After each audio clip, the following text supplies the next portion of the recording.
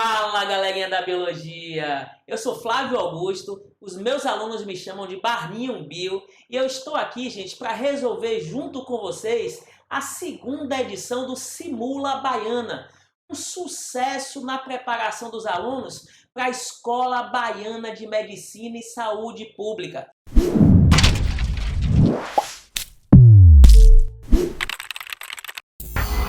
Vamos lá, vamos começar com a resolução das questões. E a primeira questão da prova foi a questão de número 14, e ela fala sobre autofagia, sobre a função dos lisossomos na digestão de partes da própria célula. Ele quer saber que, analisando a dinâmica da célula eucariótica, lógico, em relação à função lisossômica de digestão intracelular, ele quer que você marque a alternativa correta. E a letra A, galerinha, é falsa, porque ela diz assim, ó, o processo de autofagia é fundamental para a defesa do organismo contra invasores, pela ação fagocitária dos macrófagos. Beleza, os macrófagos são glóbulos brancos de defesa, eles têm ação fagocitária, e isso vai defender o organismo contra invasores, agora, através de um processo não de autofagia, através de um processo de heterofagia. E por isso a alternativa A é falsa. A alternativa B, galerinha, é a alternativa verdadeira. Agora se ligue que tem uma palavrinha aí que confunde muito o aluno, e aí não tem a ver com biologia, tem a ver com português. Vamos lá. A ação lisossômica imprescinde. Tem muito aluno que pensa que imprescindir quer dizer que não depende, e é o contrário. Imprescindível é que não pode faltar, ou seja, a ação lisossômica depende, ou seja, não pode faltar os mecanismos de ativação e inativação do material genético do núcleo celular. Perfeito! Por que, Barninho? Porque lembra, gente, que dentro dos lisossomos existem enzimas digestivas. E você sabe que as enzimas são proteínas produzidas nos ribossomos. Só que quem define qual vai ser a proteína produzida pelo ribossomo não é o ribossomo, é o RNA mensageiro. E esse RNA mensageiro foi produzido pela transcrição de genes que estão no núcleo da célula. Então, como é que funciona o processo todo? Os genes vão ser ativados, vão ser transcritos, vão produzir RNA mensageiro que sai do núcleo, vão para o citoplasma. Os mensageiros se acoplam aos ribossomos, começam a síntese proteica, a proteína produzida vai cair dentro do retículo endoplasmático rugoso, o retículo rugoso empacota, manda para o complexo de Golgi, o complexo de Golgi transforma, armazena, empacota novamente e forma o lisossomo. Então não esquece, as enzimas que estão dentro do lisossomo dependem sim, ou seja, é imprescindível sim, da ativação dos genes para essas enzimas. Então, gente, ó, verdadeiro. E a alternativa C, galerinha, é falsa. Mas por que, Barninho? Tá dizendo aqui, ó, as enzimas lisossômicas aceleram as reações de hidrólise. Bom, até aí tá certo, porque elas são enzimas digestivas, elas fazem a hidrólise de moléculas, a quebra de moléculas. Agora, elas não são pH independentes. Elas dependem de um pH ácido dentro do lisossomo. Tanto que a membrana do lisossomo bombeia H+, de forma ativa para dentro do lisossomo para reduzir o pH, aumentando a acidez. São enzimas que funcionam em pH ácido. Falso. A letra D, gente, também é falsa. Veja bem, ó. Tá dizendo aqui que o conteúdo lisossômico, que são as enzimas digestivas, são geradas pelo sistema golgiense. Falso. A vesícula lisossômica surge do Golgi, mas o conteúdo lisossômico, que são as enzimas, surge pela síntese proteica dos ribossomos aderidos no retículo endoplasmático rugoso e não no complexo de Golgi. Então corta aqui, ó, falso. A letra E, galerinha, também é falsa. Veja por quê, ó. Tá dizendo que o processo de autofagia, também conhecido como apoptose. Bom, já é falso. Apoptose é uma coisa, autofagia é outra. A autofagia é quando o lisossomo digere partes da própria célula para poder reaproveitar nutrientes, reciclar nutrientes, para poder reorganizar a célula, remodelamento celular. Já a apoptose é quando a célula se suicida, ela se mata através da destruição do citoesqueleto, perda do formato celular, beleza, gente? Vacuolização da célula, e aí a célula morre de forma limpa, sem inflamação. Isso é apoptose, é o suicídio celular. São coisas diferentes. Então, ó, falso. Vamos ver agora, gente, a próxima questão, que foi a questão 15 da prova. Essa questão fala de um embrião resultado de 3 pessoas. No enunciado, ele diz que pegou um óvulo de uma mulher saudável, retirou o núcleo desse óvulo. Depois, injetou nesse óvulo o núcleo e seu respectivo material genético do óvulo de uma mulher que tem uma doença ligada à mitocôndria. Feita essa substituição, o óvulo é fecundado com um espermatozoide, tornando-se um embrião de 3 pessoas. Daí o nome da técnica. Resumindo, gente, o que eles fizeram? Pegaram o núcleo do óvulo de uma mulher, colocaram no citoplasma do óvulo de outra mulher. Só que esse citoplasma era povoado por mitocôndrias dessa segunda mulher. Então ficou o núcleo com o material genético nuclear do óvulo de uma mulher A, com o DNA mitocondrial do óvulo de uma mulher B, com o DNA do núcleo do espermatozoide de um doador de espermatozoide, né? No caso, um homem, C. E ele pergunta aqui o seguinte, gente, sobre a hereditariedade e a dinâmica das interações entre os gametas e seus componentes, assinale a afirmativa correta.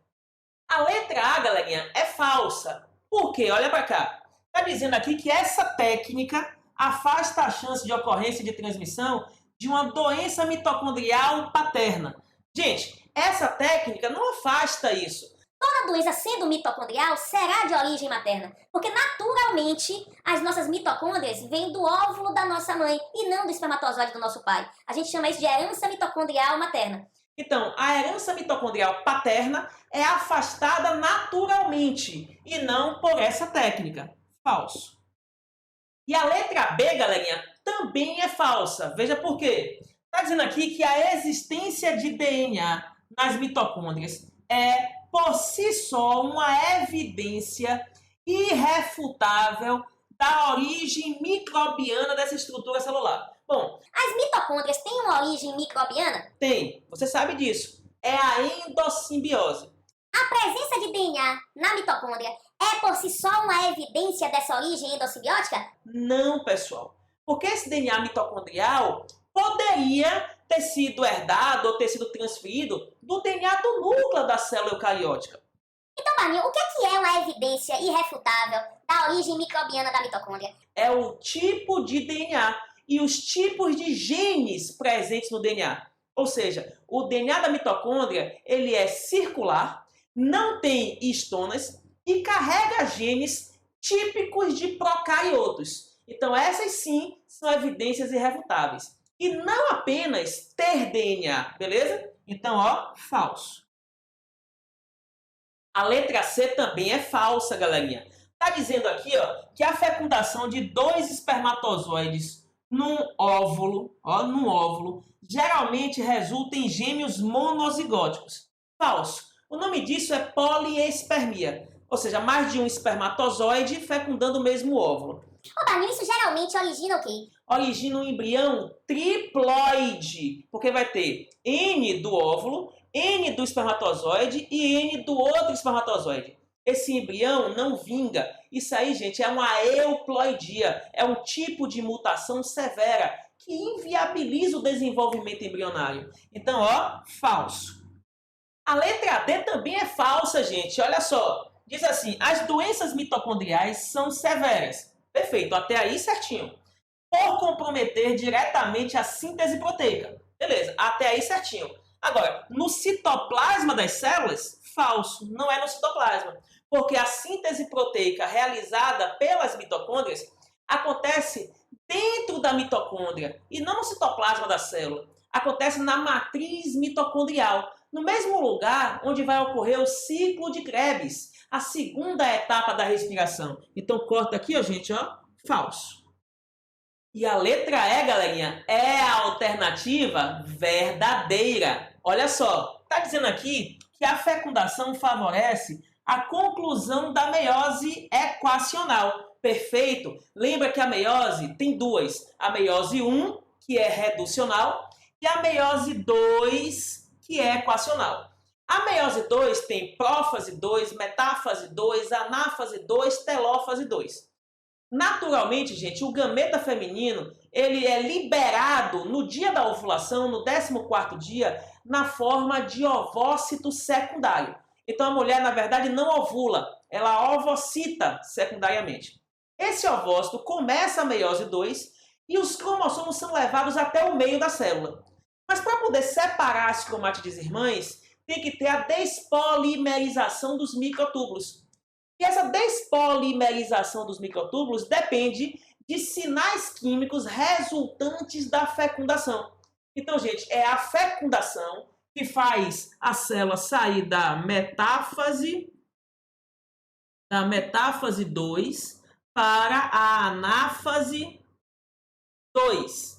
Lembra que meiose 2 é um processo equacional, porque é igualzinho a uma mitose. Vai separar as cromátides irmãs. E isso, gente, acaba finalizando a formação do gameta feminino. Aí eu tenho, de fato, agora um óvulo, e a partir da junção dos dois núcleos, eu vou ter um zigoto e o início do desenvolvimento embrionário. Beleza, gente? Bom, letra E, verdadeiro. Vamos ver agora, gente, a próxima questão, a questão 16, que fala sobre plasticidade fenotípica. Bom, aqui ele diz que um único genótipo tem capacidade de produzir vários fenótipos em resposta a diferentes condições externas. Por exemplo, o fenótipo de alguns animais pode variar de acordo com a presença de predadores, como ocorre nos crustáceos, do gênero Daphnia. Na presença de predadores, esses pequenos animais produzem espinhos na sua carapaça, que são úteis para a defesa, mas não produzem na ausência de predadores. Então veja que o ambiente pode influenciar na expressão de um gene, né? Pode influenciar na não expressão ou na expressão de um gene. O gene pode ser mais expresso, menos expresso, ligado, desligado, a depender de fatores ambientais. Bom, sobre as interações genéticas com o ambiente e suas repercussões no fenótipo, marque a afirmativa correta. Essa questão aí, gente, faz parte de uma abordagem mais nova dentro da genética, dentro da hereditariedade, que a gente vai chamar de epigenética, que estuda os fatores de regulação gênica. Quais genes serão ativados ou inativados, o que é ativação, o que é inativação gênica, valeu? E a letra A, galerinha, é falsa. Se ligue, ó. A observação de que um genótipo é capaz de manifestar diferentes fenótipos é resultado dos experimentos mendelianos. Gente, Gregor Mendel, ele hibridizou ervilhas, mas ele descobriu o quê? A segregação independente. Ele descobriu que existe um fator para uma cor dominante e um fator para uma cor recessiva. Ele estudou casos apenas de dominância completa, ou seja, um genótipo resulta nisso, outro genótipo resulta naquilo. Então, Mendel não estudou plasticidade fenotípica. Isso é uma abordagem recente, pós-mendeliana. Então, ó, falso. E a letra B, gente, também é falsa. Olha só, diz assim, ó, a expressão de diferentes fenótipos a partir de um gene reflete a plasticidade do código genético. Gente, o código genético, ele não é plástico. Plástico, o que é isso, Barney? É que ele deforma, gente. Ele não deforma de um organismo para outro, de uma célula para outra. Todas as células do meu corpo têm o mesmo código genético e as mesmas mensagens genéticas. O que muda nesse caso aí não é a plasticidade do código, é se a célula vai fazer a leitura ou não daquela mensagem.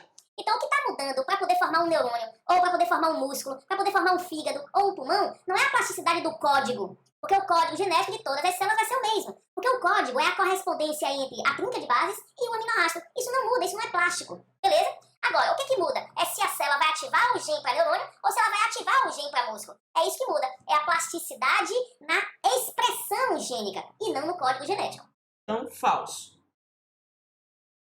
A letra C, gente, é a alternativa verdadeira. Olha só, está dizendo aqui que a capacidade de gerar diferentes fenótipos a partir de um só gene pode ser explicado por processamentos pós-transcricionais. O que é isso, Barninho? Processamento pós-transcricional. Gente, processamento pós-transcricional é o que nós chamamos de splicing.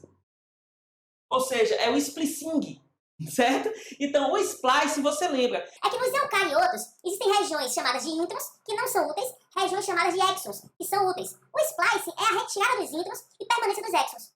Só que, a depender da célula, eu posso usar alguns trechos como introns e outros trechos como exons. Se for em outra célula, eu posso embaralhar os exons e formar RNAs mensageiros novos. É o splice alternativo. Então, gente, o splice alternativo, que a gente chama de embaralhamento de exons, ele vai explicar por que um só gene pode resultar em diferentes fenótipos. Porque a partir de um trecho do DNA, ou seja, de um gene, eu posso produzir RNAs mensageiros diferentes. Esses RNAs mensageiros diferentes, eles vão resultar em proteínas diferentes.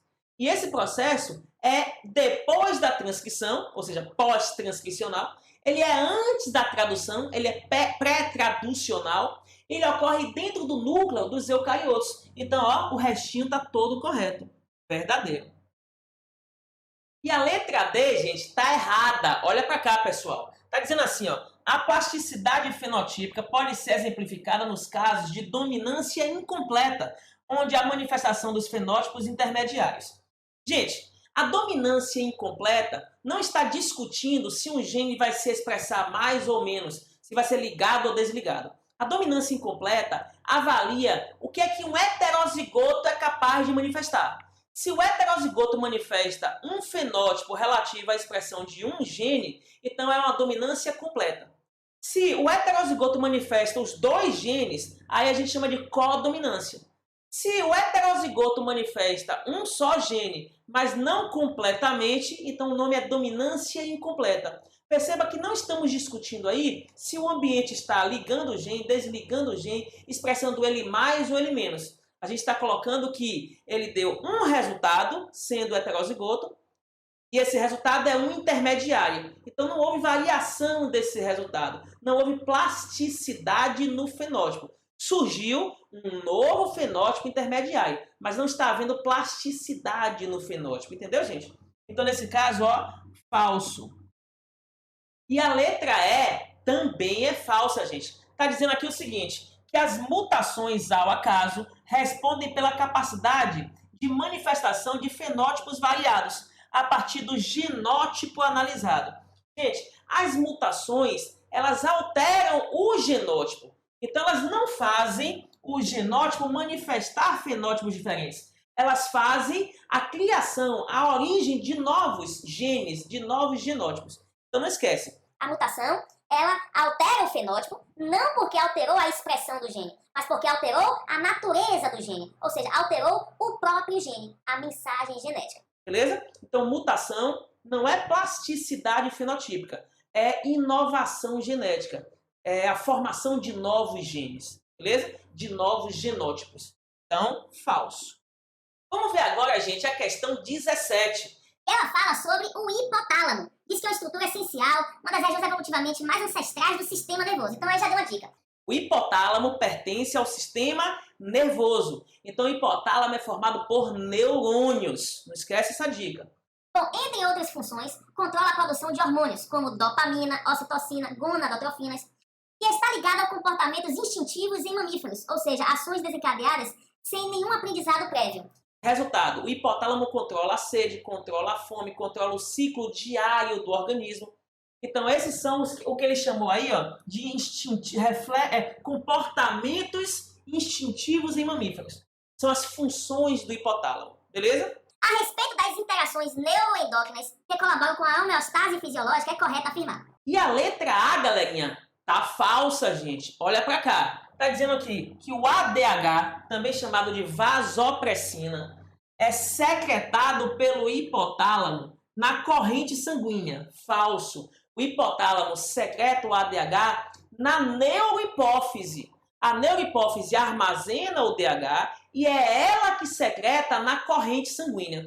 Gente, essa questão aqui é manjada em provas estilo Strix e provas estilo Consultec. Você não pode cair nessas pegadinhas, você não pode vacilar com isso, galera. Beleza? Então, gente, ó, o ADH é secretado pelo hipotálamo na neurohipófise e a neurohipófise é que secreta na corrente sanguínea. O restante da questão está correto, mas é por causa disso aqui, ó, que ela está falsa.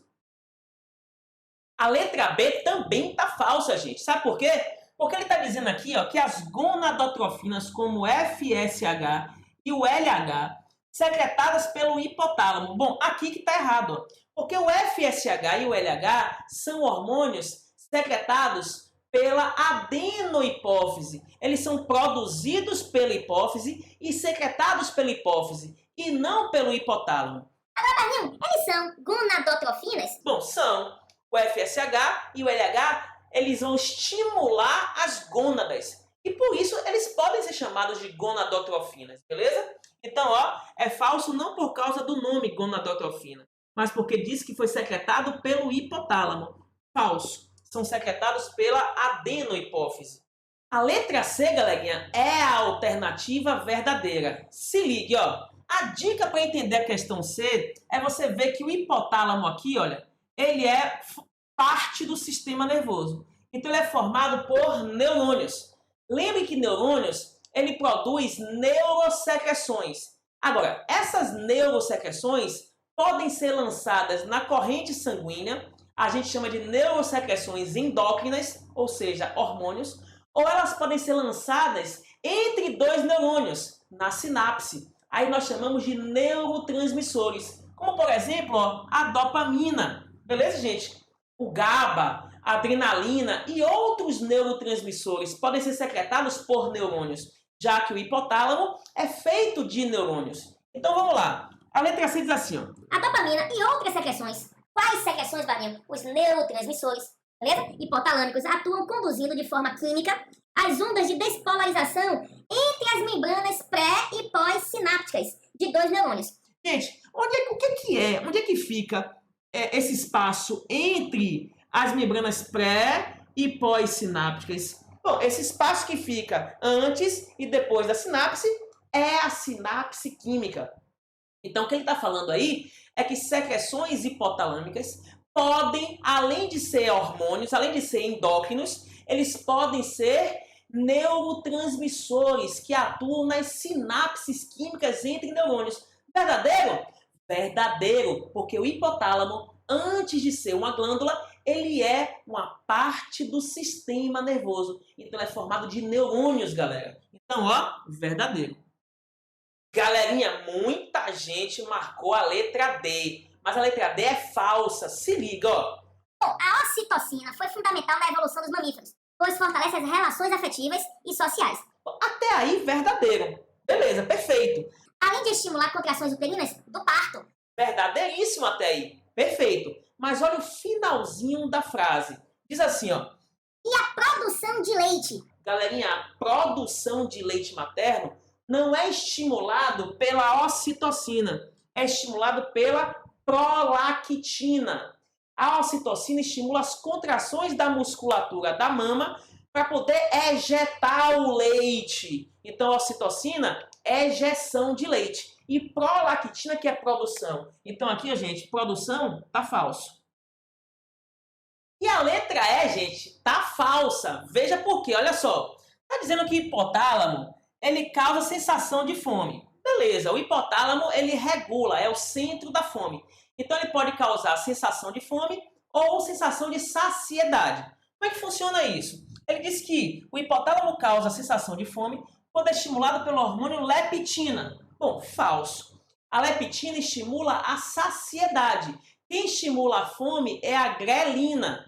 Beleza? Vamos ler o resto. A leptina secretada pelo tecido adiposo. Verdadeiro. A leptina é secretada pelo tecido adiposo. Agora, em resposta à redução da glicemia e da lipocemia, falso. Em resposta ao aumento da glicemia e lipocemia. Vamos por partes, gente.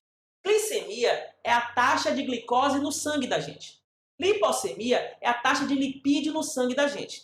Se a gente está com a glicose alta e os lipídios em alta, então é porque a gente está bem alimentado. Quer dizer que está circulando no nosso sangue uma quantidade grande de nutrientes. E aí o hipotálamo não pode sentir mais fome, já que tem comida circulando. Aí o que acontece? Quando tem muita glicose e muito lipídio no sangue circulando, o tecido adiposo tem receptores para isso, eles conseguem perceber a situação, produzem leptina. A leptina viaja pela corrente sanguínea, vai até o hipotálamo e diz: hipotálamo, cesse a fome, fique satisfeito, porque já tem comida circulando. Então, gente, leptina não é o hormônio da fome, é o hormônio da saciedade. Beleza?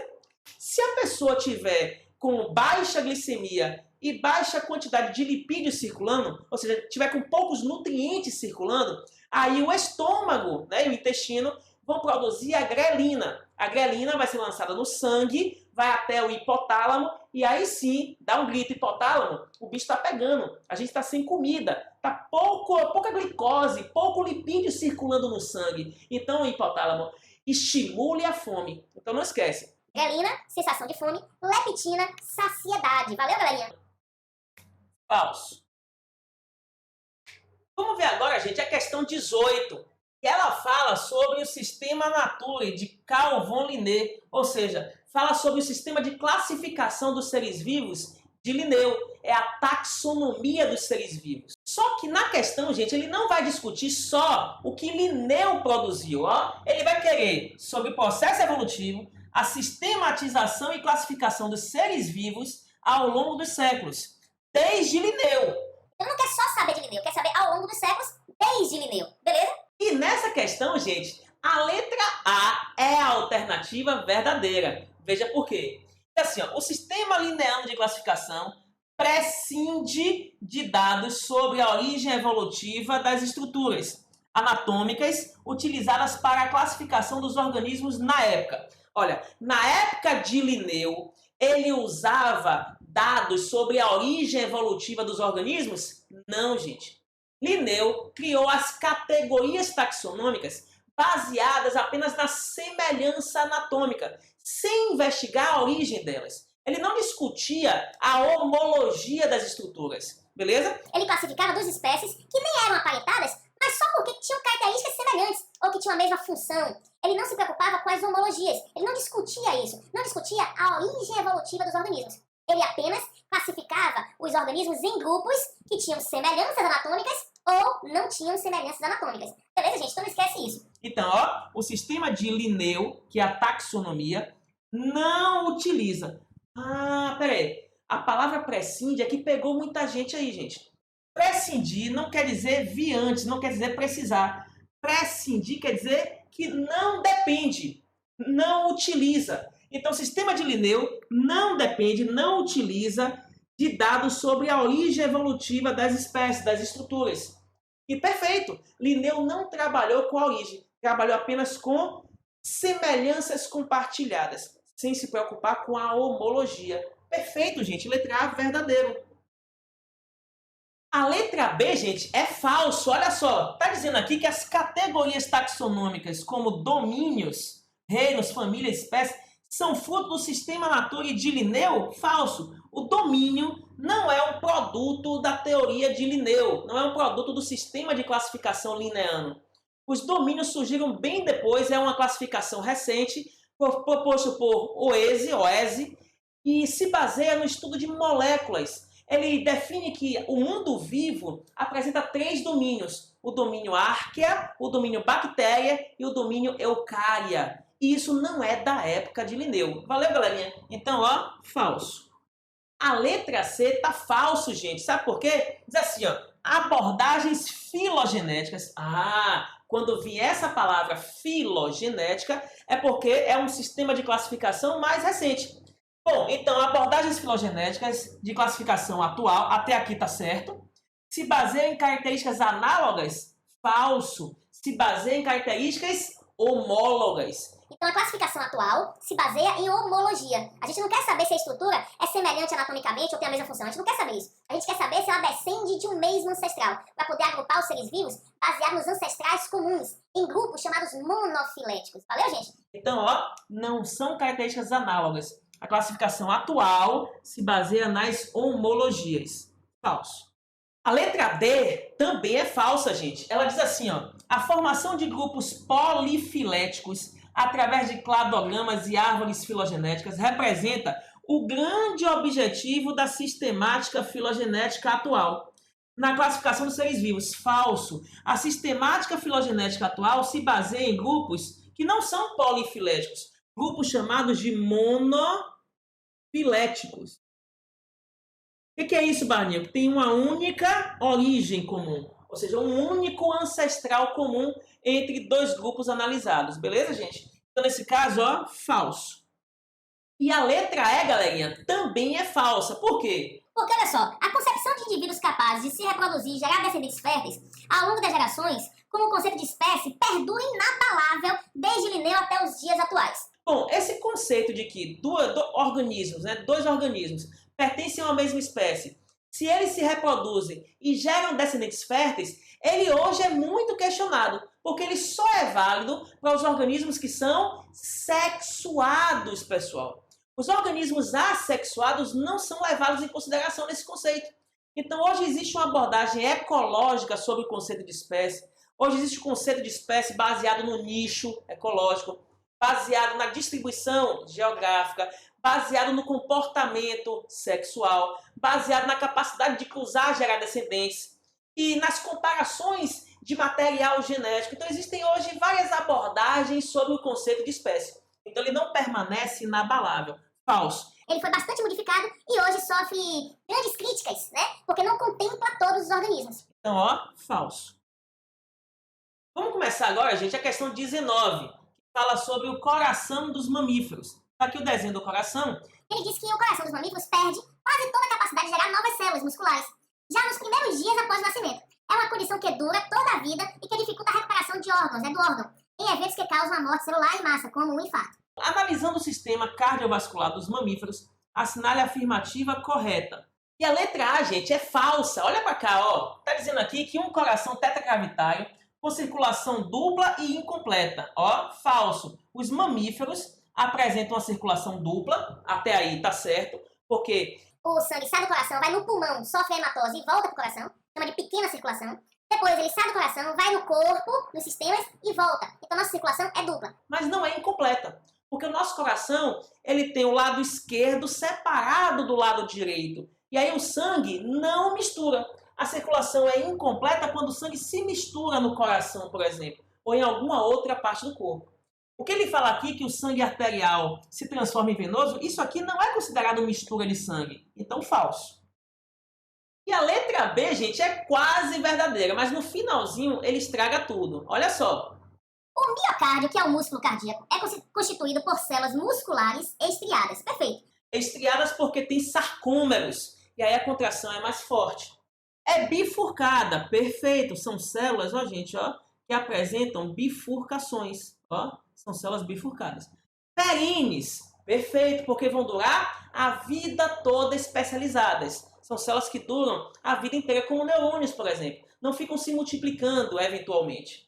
Bom, com alta capacidade de especialização celular. Perfeito, são células altamente especializadas. Agora, em decorrência da singularidade genômica, falso. O genoma da célula muscular cardíaca, o genoma do miocárdio, é igual ao genoma do cérebro, é igual ao genoma de um leucócito, é igual ao genoma do fígado, do pulmão, de uma perna.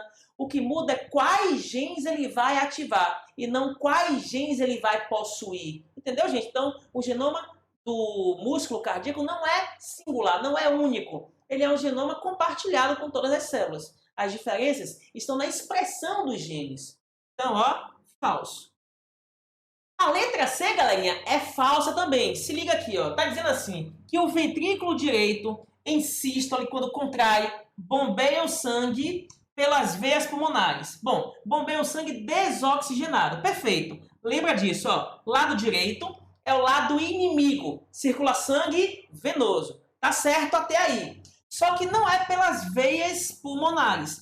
Porque esse sangue bombeado pelo coração sai com alta pressão, sai por pulmão. Então, se sai com alta pressão por pulmão, por mais que ele seja venoso, ele estando com pressão alta, saindo do coração, tem que sair por artéria. Porque a artéria é que suporta a alta pressão. Então, gente, corta aqui, ó. Não são as veias pulmonares, são as artérias pulmonares. Falso. E a letra D, galerinha, também é falsa. Olha só, tá dizendo aqui o seguinte. O nódulo atrioventricular, ou seja, AV, é capaz de gerar um impulso elétrico. Falso. Porque o nódulo atrioventricular, ele não gera um impulso. Ele apenas recebe o estímulo, o impulso, do nódulo sinoatrial e propaga. O único marcapasso natural capaz de gerar um impulso elétrico é o nódulo sinoatrial e não o nódulo atrioventricular. Então, ó, o gerar aqui tornou falso a alternativa. E a letra E, galerinha, é a alternativa verdadeira. Olha para cá. Está dizendo aqui o seguinte, que a sístole ventricular, ou seja, quando os ventrículos contraem, eles contraem juntos, ou seja, essa contração é uniforme. Perfeito. A gente chama de sístole do miocárdio ventricular. Contrai de forma uniforme. Mas por que as células do miocárdio contraem de forma uniforme? Isso ocorre devido à intensa anastomose. Mas o que é isso, Barnil, anastomose? É a comunicação do citoplasma de uma célula com a outra. A anastomose são pontes citoplasmáticas. Mas por que, Barnil? Porque, gente, ó, uma célula cardíaca, ela vai se encaixar na próxima. Elas são bifurcadas e se encaixam através desses discos chamados de intercalares, que são especializações só encontradas no músculo cardíaco. Só o músculo cardíaco tem isso. Nessas junções intercalares, nesses discos intercalares, nós encontramos os canais proteicos chamados de junções do tipo gap. Nas junções do tipo gap, ocorre fluxo de citoplasma para uma célula para outra. Então, o potencial de ação, ou seja, a despolarização da membrana, acaba percorrendo uma célula para outra diretamente, como uma sinapse química.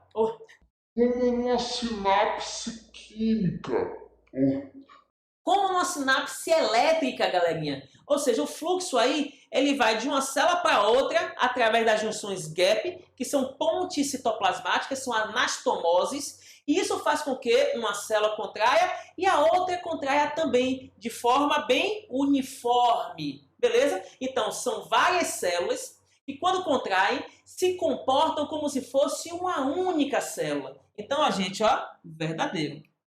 Vamos ver agora, gente, a questão 20, que fala sobre a taxa de desmatamento na Amazônia Legal. Beleza, fala sobre o desmatamento, sobre o governo brasileiro. Fala que a taxa preliminar de desmatamento divulgada pelo INEP de dezembro passado foi de 9.762 km². Bom, nesse gráfico ele mostra, né, o comportamento em relação às taxas anuais de desmatamento ao longo de décadas. Beleza, gente? Ao longo de décadas. Bom, comparando aqui o ano passado com outros anos e outras décadas. E aí ele pergunta assim, gente, sobre a dinâmica dos ecossistemas e o papel da Amazônia no cenário ambiental global, é correto afirmar. E a letra A é falsa, gente. Olha só, está dizendo aqui que o desmatamento é um mecanismo direto de emissão de carbono na atmosfera, contribuindo com a intensificação do efeito estufa.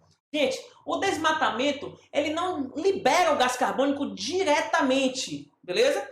Porque o que faz o gás carbônico ser eliminado é um processo químico de combustão. Então é a combustão, ou seja, a decomposição, ou seja, a respiração dos organismos é que faz o gás carbônico se desprender na forma gasosa. Beleza? O desmatamento ele só derruba a cobertura vegetal. O que vai acontecer a partir daí é que é responsável pela emissão do gás. Então não esquece isso. Emissão de gás carbônico é combustão, respiração e decomposição. Desmatamento remove a cobertura. E o que vem a partir daí, e não diretamente daí, a partir daí, indiretamente, é que vai ser a liberação do gás carbônico. Então qual é o erro aí, Barninho? Dizer que o desmatamento é um mecanismo direto de emissão de carbono. Falso. O desmatamento gera, como efeito indireto, a emissão de carbono, e não como efeito direto. As queimadas, aí sim, queimadas liberam gás carbônico diretamente, porque houve uma combustão da matéria orgânica. Se houver a respiração, que é a oxidação, também vai haver. E se houver a decomposição, também vai haver a liberação de gás carbônico. Beleza, gente? Mas desmatamento não é um mecanismo direto de emissão. A letra B, galerinha, é a alternativa verdadeira. E fala sobre um detalhe que está muito discutido aí na mídia nos últimos anos, que são os rios flutuantes. Olha só, está dizendo aqui o seguinte. O desmatamento compromete a dinâmica hidrológica dos rios flutuantes amazônicos? Perfeito. O que são os rios flutuantes? Bom, a floresta amazônica é uma floresta extremamente densa, uma cobertura vegetal estratificada com plantas de vários portes diferentes e muito densa. Então essa vegetação, essa extensa cobertura vegetal sofre intensa evapotranspiração. É um clima quente e úmido com muita evapotranspiração. Então a taxa de evaporação e transpiração é tão elevada que nuvens muito densas que carregam um volume imenso de água, daí o nome, ó gente, rios flutuantes, formam uma massa de ar muito rica em água. O equivalente, em termos de volume de água, a um rio caudaloso, a um rio de grande porte. E essa massa de ar, esses rios voadores, interferem em todo o clima e território nacional. Então, verdadeiro. Beleza, gente? Arrisco a dizer que afeta, inclusive, o clima em escala global. A letra C, gente, tá errada. Se liga aqui, ó. E a resposta da letra C está no gráfico, está no texto. Na baiana não é tão comum acontecer isso. Muitas vezes você não precisa das informações do texto. Mas cuidado, porque em muitas questões, inclusive questões dos últimos anos, você precisava ter lido o enunciado. Precisa estar atento a detalhes do gráfico, ou das imagens, ou da figura que ele coloca lá, pessoal. Então vamos lá. Segundo o INPE, o INPE, houve um aumento nas taxas de desmatamento na Amazônia Legal nas últimas décadas. Gente, segundo o INPE, houve um aumento da taxa de desmatamento do ano passado para esse ano. Então o aumento foi aqui, e não nas últimas décadas. Se você analisar as últimas décadas, houve uma redução do desmatamento, beleza? Ou seja, em décadas anteriores, o nível de desmatamento já foi muito maior do que registrado no último ano. Beleza? Então, por isso, a letra C está falso. Basta analisar o gráfico apresentado pela questão. E a letra D, gente, está falsa e remete a um velho jargão que é a Amazônia como pulmão do mundo. E você sabe que o pulmão do mundo são os oceanos, por causa das cianobactérias que fazem parte do fitoplâncton. Lembra que as cianobactérias, elas fazem fotossíntese liberando oxigênio, mas que não fazem respiração aeróbica, elas são anaeróbias.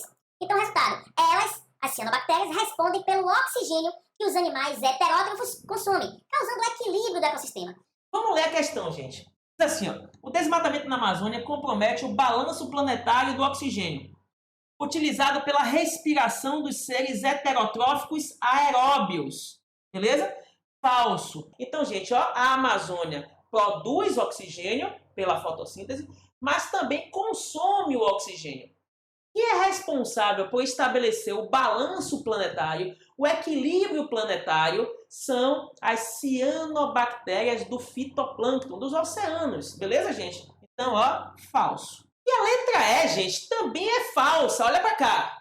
O desmatamento expõe o solo amazônico e desencadeia a sua lixiviação? Beleza, tudo bem, pode até ser.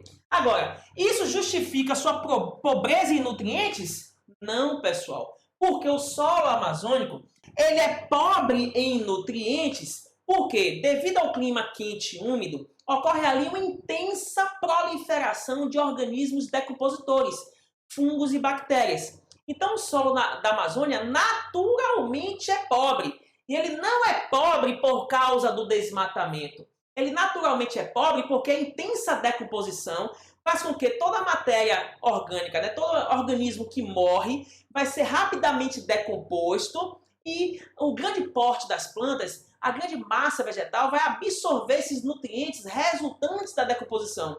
Então, o solo acaba ficando pobre por causa dessa dinâmica intensa de decomposição e absorção.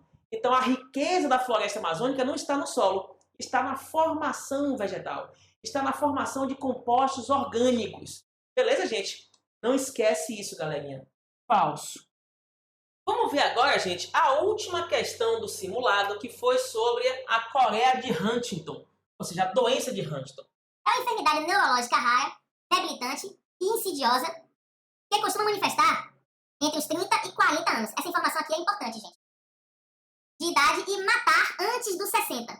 Então a letalidade existe, é uma doença letal, leva à morte, é neurodegenerativa. Agora, é de manifestação tardia. A pessoa passa pela idade reprodutiva normal e só manifesta e vai à morte na idade avançada. Está dizendo aqui, causada por alterações no gene HTT, que codifica uma proteína huntingtina, que afeta de 5 a 10 pessoas a cada 100 mil na Europa, onde é mais frequente, e leva à destruição dos neurônios. Né? E ele fala um monte de coisas aí sobre a morte das células, neurônios GABAenérgicos, que produzem o neurotransmissor GABA. Está dizendo que se intensifica no início da fase adulta, progride por quase uma década, e ele fala um pouco da doença, certo, gente? Bom, só que aqui ele coloca uma informação importante. Sendo Huntington uma doença autossômica de caráter dominante, então, ó, para ter a doença tem que ter o Hzão. Se for Hzinho, ou seja, receber um Hzinho do pai e um Hzinho da mãe, não tem a doença. Mas se for heterozigoto, vai ter a doença. Se for, porque para uma doença ser dominante, basta um gene para manifestar a doença. E o Corea de Huntington é dominante. E outra coisa, é autossômica. Quer dizer que não tem a ver com o cromossomo X nem com o cromossomo Y. Beleza? Afeta qualquer pessoa, independente do gênero, seja homem ou seja mulher. Valeu, gente? Assinale a afirmativa verdadeira. E a letra A, galerinha, é falsa. Olha só. Está dizendo aqui que os pais heterozigotos apresentam 25% de chance de apresentar um filho com a doença. Então, se os pais são heterozigotos, Hzinho com Hzinho, eles são doentes. Só que ainda não morreram porque são jovens ainda, provavelmente. Então, nesse caso aqui, gente, ó, eu tenho Hzão formado, ó, Hzão. Eu tenho aqui Hzinho, ó, eu tenho aqui Hzinho, e eu tenho aqui, ó, Hzinho, ó, Hzinho. Então, observe que para ter a doença, esse daqui tem, esse tem e esse tem, porque a doença é dominante. Então, não vai ser 25%, vai ser 75%, porque é 3 em 4. O único filho que não teria doença seria o recessivo, já que a doença é dominante. Então, letra A, falso. E a letra B, gente, também é falsa. Olha para cá, está dizendo assim, que sendo uma condição autossômica neurodegenerativa e letal, a permanência do gene HTT nas populações humanas se deve à ocorrência de mutações ao acaso. Falso. Por quê? Porque, apesar de ser uma doença letal, a manifestação não é precoce, não é antes da idade reprodutiva. A manifestação é tardia, ou seja, o indivíduo ele passa pela idade reprodutiva, ele pode carregar o gene, ele pode ter filhos, porque nessa época ele ainda não vai ter manifestado a doença e os filhos podem herdar essa doença. Então, por que essa doença permanece na população, já que ela é letal? Ela permanece por causa da sua manifestação tardia, após a fase reprodutiva, e não por mutações ao acaso.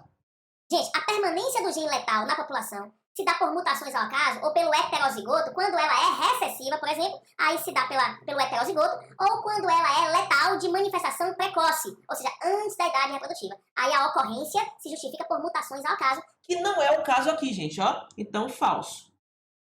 A letra C, gente, é a alternativa verdadeira. Ela diz assim, ó. Admitindo a frequência do gene HTT, ou seja, eu vou admitir que a frequência do gene é 0,7. Então, se a frequência do gene Hzão é 0,7, então a frequência do gene Hzinho é igual a 0,3. Beleza. Numa população em equilíbrio, lembra o equilíbrio de Hardy-Weinberg? Bom, disse que a taxa de indivíduos afetados por Huntington será de 91%. Parninho, como é que eu faço esse cálculo? Gente, os indivíduos afetados pela doença são os indivíduos que têm um gene dominante. Então, por exemplo, é o Hzão e o Hzinho. Então, eles vão ser os indivíduos afetados pela doença. Como é que calcula a frequência de Hzão? Vai ser 0,7 ao quadrado, beleza? Então, vai ser 0,7 vezes 0,7 vai dar 0,49. 7 vezes 7, 49. Bom, eu vou calcular agora a frequência do Hzinho. Você lembra que a frequência do Hzinho é 2 vezes 0,7 do Hzão vezes 0,3. 0,7 vezes 0,3 dá 0,21. Vezes 2 dá 0,42, pessoal. Então, como é que eu faço agora? Eu vou somar esse com esse. Então, vai ficar 0,49 mais 0,42. Isso aqui vai dar 0,91, que em porcentagem é igual a 91% da população. Quer dizer que nessa população, admitindo essa frequência aqui, apenas 9% da população seriam de pessoas recessivas, pessoas normais. 91% da população seria de pessoas com a capacidade de manifestar a doença, já que ela é uma doença dominante. Entendeu, gente? Então aqui, ó, foi uma alternativa de genética de populações. Então, verdadeira. A letra D, gente, é falsa e vem entender por quê. Olha só. A letalidade da doença compromete a transmissão a partir de indivíduos afetados aos descendentes. Falso. Por quê? Porque a letalidade é tardia, ocorre depois da fase de reprodução. Então, se a letalidade fosse precoce, essa alternativa D seria verdadeira. Mas como a letalidade é tardia, então não justifica o que está sendo dito aqui. Falso. E a letra E, gente, também é falsa. Olha para cá. Diz assim, ó, que um casal normal não depende, lembra, prescindir, quer dizer, não depende de mutações em sua linhagem gamética para que haja transmissão da coreia de Huntington, da doença, a qualquer um de seus descendentes. Bom, um casal normal é Hzinho, Hzinho, cruzando com Hzinho, Hzinho. Esse resultado aqui, gente, vai ser 100%, ó, Hzinho, Hzinho. Então, um casal normal que é recessivo vai ter 100% de chance de ter filhos normais, recessivos. Ô, Daniel, então como é que pode nascer um filho doente? Por mutação. Então quer dizer que para um casal normal ter um filho com essa doença, teve que ter uma mutação no gene dele que tornou um gene recessivo, ou seja, um gene dominante causador da doença. Então, gente, nesse caso, o casal normal, para ter um descendente com a doença, é imprescindível a mutação, ou seja, não pode faltar. Ele colocou aqui prescindível, então falso. E nós chegamos ao fim da resolução do segundo Simula Baiana, gente. E aí vai uma dica do coração de Barninho para todos vocês. Se você quer passar na Baiana, na Strix, numa prova sofisticada, uma prova técnica, de conteúdo, como é a prova da Baiana, historicamente falando, é lógico que esse ano a gente pode ter alguma surpresa aí pelo fato de ser online, mas eu acredito que não, porque por mais que seja online, quem vai continuar elaborando é a Strix e com um perfil direcionado pela Escola Baiana de Medicina. Então, gente, quer um conselho? Estude muito, aprofunde, não faça um estudo básico. Não é qualquer estudo básico que vai fazer você passar. Beleza, galerinha? Qualquer coisa, entre em contato aí nas minhas redes sociais. Se precisar de alguma dúvida, tirar alguma dúvida, eu tô aqui para ajudar vocês, gente. Um beijo de Barninho e fica com Deus, galerinha.